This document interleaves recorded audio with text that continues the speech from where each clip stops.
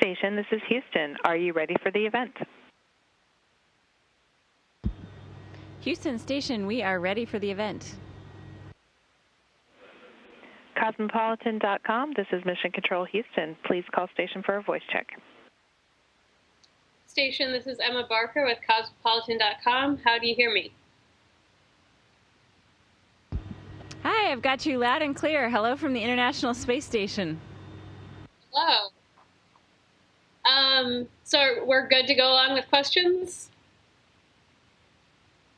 Yes. Okay. We're doing this story because a lot of millennial women really want to break out of their daily grind right now. You work as a biologist, but you made your career a little more exciting by doing it in space. I know you've always wanted to go to space eventually, but where were you and what was the one moment when you decided, I have to be doing this work in space? That's a great question. I don't think you ever really decide that you want to be an astronaut. There's so many people that want to do this job, and there's so many factors that have to come into play. So people ask me about how did you decide you wanted to do this, and I basically was just incredibly lucky. So I think you put in your application, you hope for the best, and I think there's a lot of people that have dreams about going to space. And I just happened to luck out and get to be selected. But it's really nothing that I ever controlled or decided or made happen. Okay. So what does it feel like physically and mentally and emotionally to blast off into space? Like, describe what that feeling was like. Yeah, we do a lot of training in the simulator. So we spend hundreds of hours getting into the Soyuz sim. That's our spacecraft. And the actual spacecraft looks a lot like the sim. So when you're sitting in the Soyuz on the launch pad, it all looks familiar. Everything feels comfortable. And then you think for a second, oh, wait, I'm actually sitting on top of a rocket. So there's quite a few hours before you launch. You have a little bit of time to think and reevaluate your life priorities. At that point, it's a little bit too late to back out, and you're just pretty much along for the ride. It's amazing. It's very incredible that we launch human beings into space. Yeah. So you've been up there for about 3 months. What do you miss most about life on Earth, and what are you glad that you don't have to deal with up there? So I miss the smell and the sound of nature a lot. Just being able to go outside, take a walk, see trees. We're in a controlled environment up here, which is truly amazing. The fact that we recycle all of our air and our water, we're really proving a lot of technologies for how we can conserve resources up here. But what you do miss is all of those natural resources on the planet. The planet is beautiful, and we get a chance to view it from a completely different perspective up here.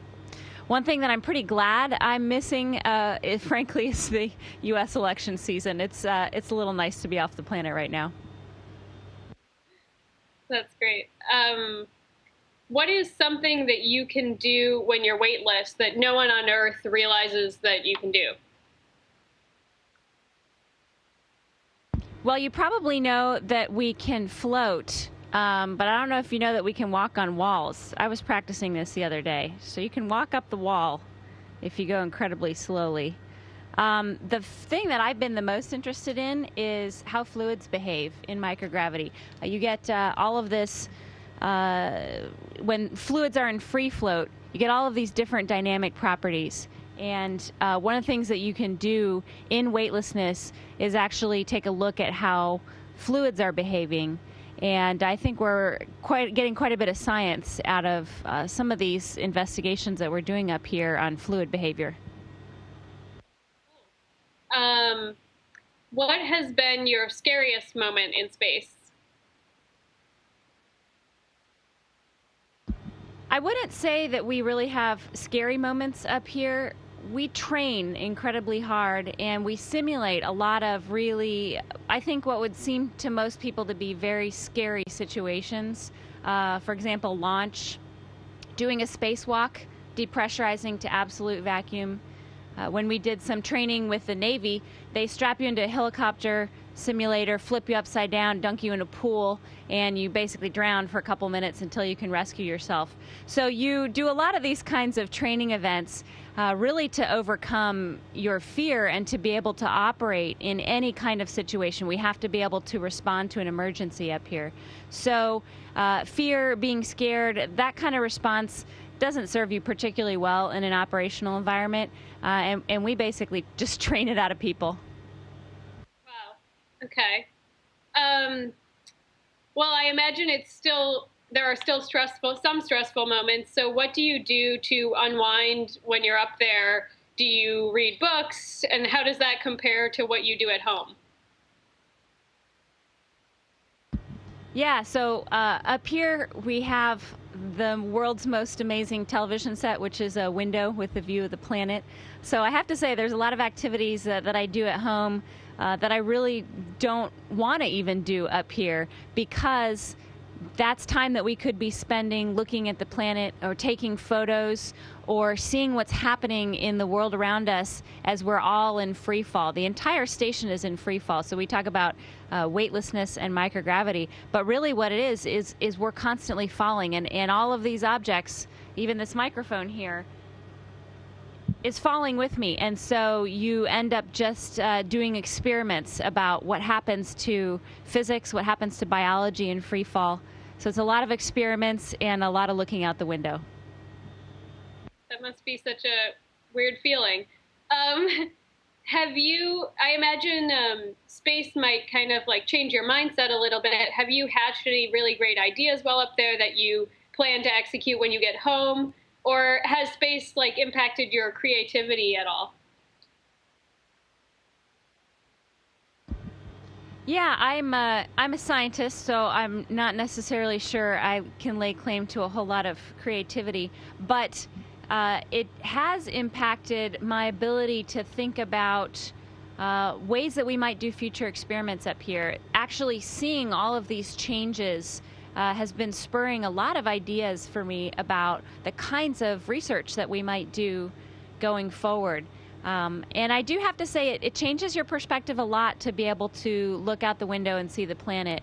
One of the thoughts that I had when I first got up here was we really actually live on a planet. I mean, this is something that you know, obviously, you're not going to dispute that fact, but to see the planet, you just keep thinking we really do live on a planet, and we are in a solar system, and we are flying through space right now.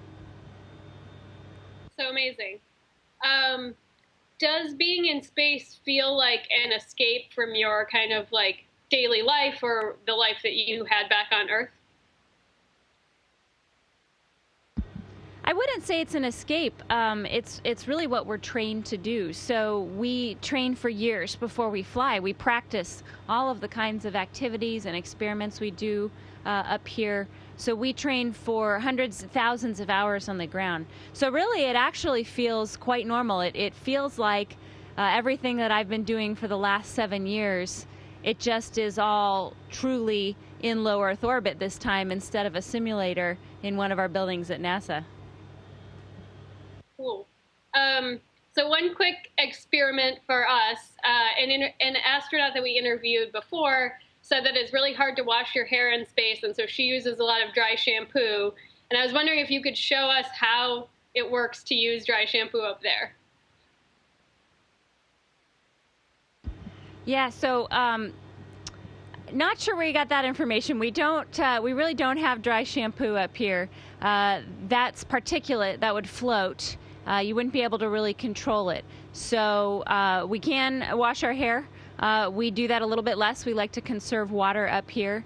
But you can just take a normal drink bag. This is what we drink out of, and just use this. Put a little bit of water in your hair. We use a small amount of shampoo, and it's not that different than you would think in terms of what we do on Earth. So living up here sometimes is amazing and fascinating and completely different. Sometimes it is just as normal as you would expect on the planet. All right, one quick last question. a lot of people have this sort of melancholy feeling after they achieve a huge goal, like going to space. Like, now what? So, how are you feeling about your return to Earth? I'm enjoying every moment in space. It's really an amazing laboratory that we have up here. I am looking forward to going back to Earth. And when we come back to the planet, we don't just quit what we've been doing. We take all of this knowledge and experience, and we actually turn that back into NASA and work on future expeditions and future space flights. So I'm really just looking forward to working with the ground teams, getting back into mission control, and redesigning the next set of hardware and experiments for future astronauts that are going to fly on board the space station. Great. All right, I think that's all I have. All right, excellent. It was great talking to you today. I hope you enjoyed a little glimpse into space station life, and we'd like to say hello from the crew of Expedition 49. Thank you so much. Station, this is Houston ACR. Thank you. That concludes our event. Thank you, Cosmopolitan.com. Station, please stand by while we reconfigure video and audio communications.